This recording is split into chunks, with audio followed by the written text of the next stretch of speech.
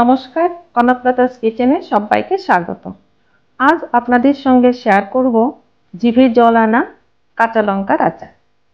এই আচার এতটাই টেস্টি, যখন কোনো খাবার খেতে ভালো লাগে না আর তার সাথে এই একটুখানি আচার নিলেই সেই খাবারটার টেস্ট কিন্তু অনেকটা বেড়ে যায়। আচার রুটি, পরোটা, ভাতের সাথেও খুব ভালো লাগে। এই আচারের প্রধান উপকরণ হলো কাঁচা লঙ্কা। এখানে 200 গ্রাম কাঁচা লঙ্কা নিয়েছি। লঙ্কাগুলো বেছে ধুয়ে পরিষ্কার করে ফ্যানের নিচে ছড়িয়ে দিয়ে শুকিয়ে নিয়েছি। এবার লঙ্কাগুলো ছোট ছোট করে এইভাবে কেটে নিচ্ছি।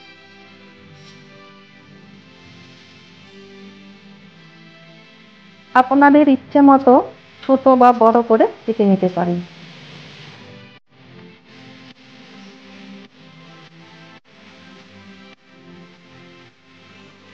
খেয়াল রাখতে হবে এতে যেন জল না থাকে, তবে আচার তাড়াতাড়ি নষ্ট হয়ে যাবে।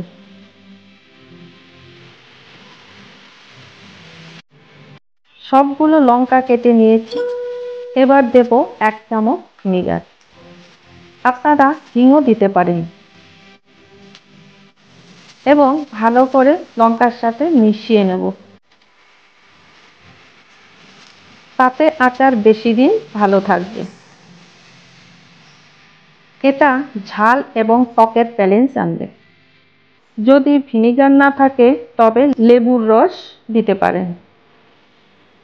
মিশিয়ে নিয়ে রেখে দিচ্ছি। এবার মশলা ভেজে নেবার পালা। কড়াই গরম করে নিয়েছি। কড়াইয়ে দেব 1 চামচ মৌরি, 1/2 চামচ জিরে দিয়ে একটু ভেজে নিচ্ছি। আপনারা এখানে 1 চামচের 4 ভাগের 1 ভাগ মেথি, 1/2 চামচ গোটা ধনে দিয়ে ভেজে নেবেন। আমার ভেজে রাখা আছে বলে এখানে দিচ্ছি না, হালকা ভেজে নিচ্ছি। এবার দেব 2 চামচ সর্ষে। একটু ভেজে নিয়ে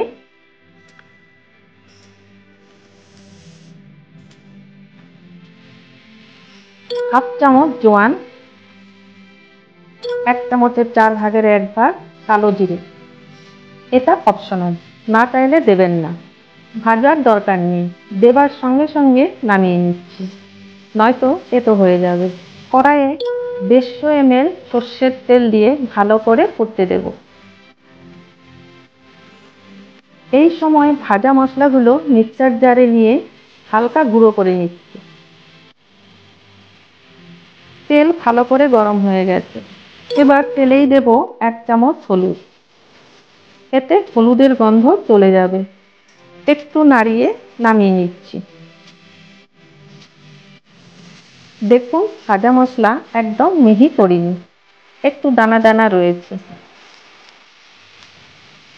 এভাবেই দিতে হবে। এই ভিনিগারে দেওয়া লঙ্কাগুলোর মধ্যে ভাজা মশলা দিয়ে দিচ্ছি। এখানে আমি ধনে গুঁড়ো, মেথি গুঁড়ো একসঙ্গে মিশিয়ে নিয়েছি। এবার দেব 2 চামচ লবণ।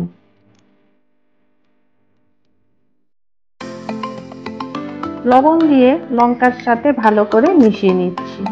লঙ্কার আচার বলে হাত দিয়ে মেশানো যাবে না, চামচ দিয়ে মেশাতে হবে। আপনারা বুঝতেই পারছেন লঙ্কায় হাত দিয়ে মাখলে কি হতে পারে। এবার দিয়ে দিচ্ছি গরম করে রাখা সর্ষের তেল। তেল দিয়ে মশলার সঙ্গে মিশিয়ে নেব।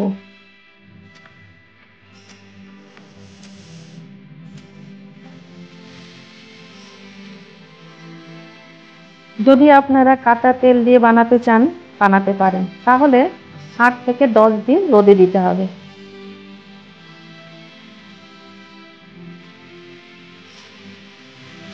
এবার দেব 1 চামচ কাশ্মীরি লঙ্কার গুঁড়ো, 1/2 চামচ হলুদ গুঁড়ো দিয়ে খুব ভালোভাবে মশলার সাথে মিশিয়ে নেব।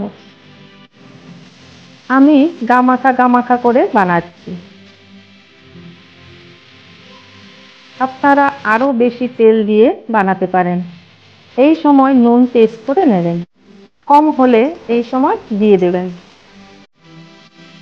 এই ঝাল আচারে নুন একটু বেশি ভালো লাগে। এবার একটি পরিষ্কার কৌটোয় আচার তুলে নিচ্ছি।